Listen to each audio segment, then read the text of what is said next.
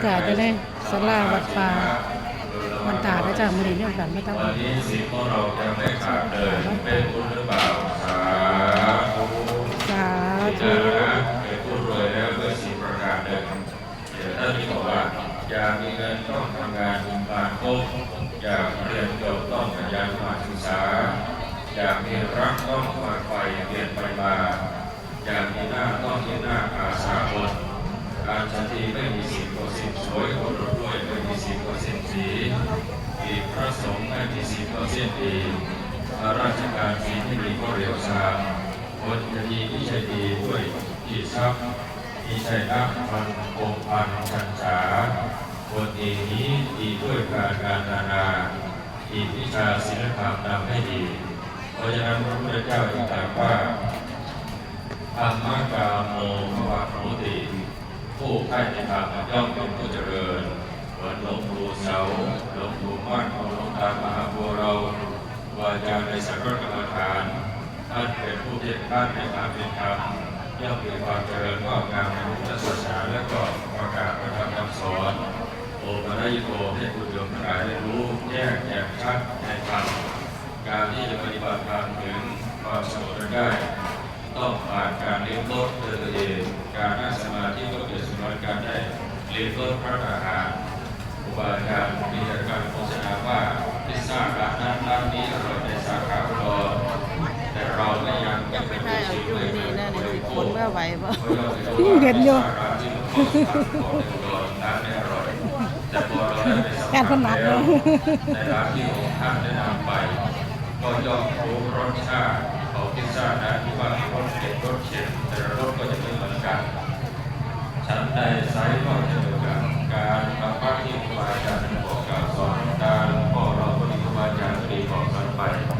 ถ้าเราไม่ลองเลี้ยงรสสัมผัสนั้นก็จะมีรู้รสของธรรมเพราะฉะนั้นท่านบอกว่าธรรมะกาโมภวะโหติก็ได้ขาหนูขอน้ำเลยจ้าธรรมะเดเสียสิมาราโห หยิบเอาเร็วๆเดี๋ยวย่าเห็นนั่นสิคุณมาเห็นคันสิบาบ่แม่ แต่ก็โตก็ได้ไว้จะสองหน่วยนะจ้า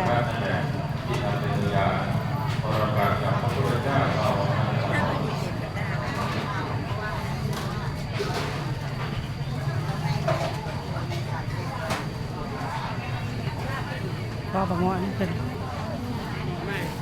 แกนั่นละตอนนี้การ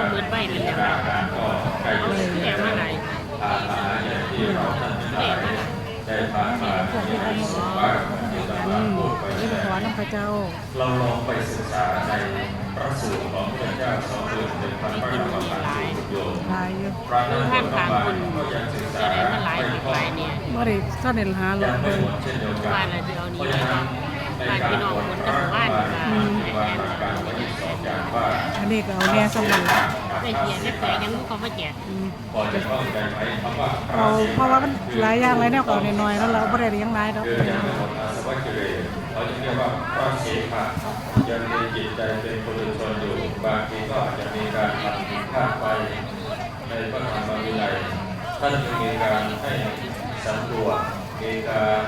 สำรวจในศีลของตัวเองโดยการทบทวนศีลใน221 ข้อเขาเรียกว่า15 วันครั้งในการลงพระปฏิโมกข์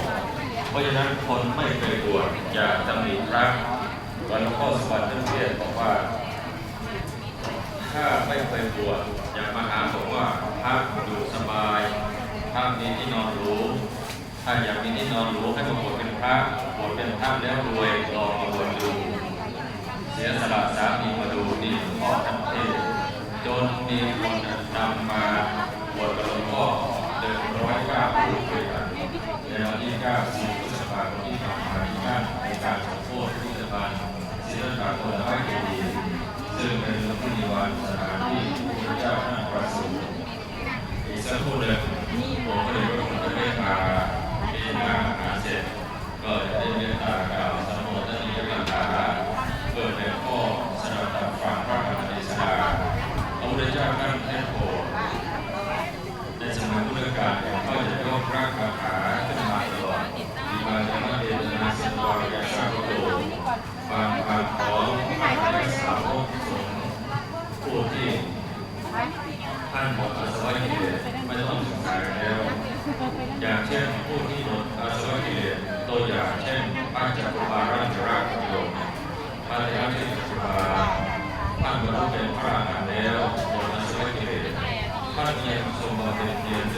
คงภาวนา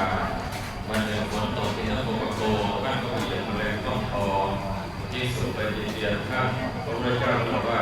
อย่าไปติเตียนท่านเลยถึงแม้ว่าท่านจะตาบอดท่านก็ยังทำเป็นแบบอย่างเดินจงกรมภาวนา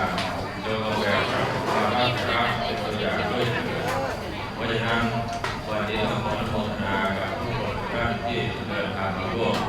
วันนี้องค์พระเดชพระคุณท่านได้ตาเย็นอาหารเสร็จก็จะได้กราบรัตนาองค์ท่านตามสมควรแก่เวลาที่จะกล่าวสัมโภชนิยกถาเพื่อเป็นข้อเตือนจิตเตือนใจให้แสงสว่างแก่เราก็จะได้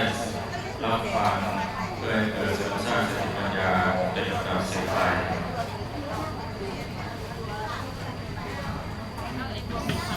สาธุ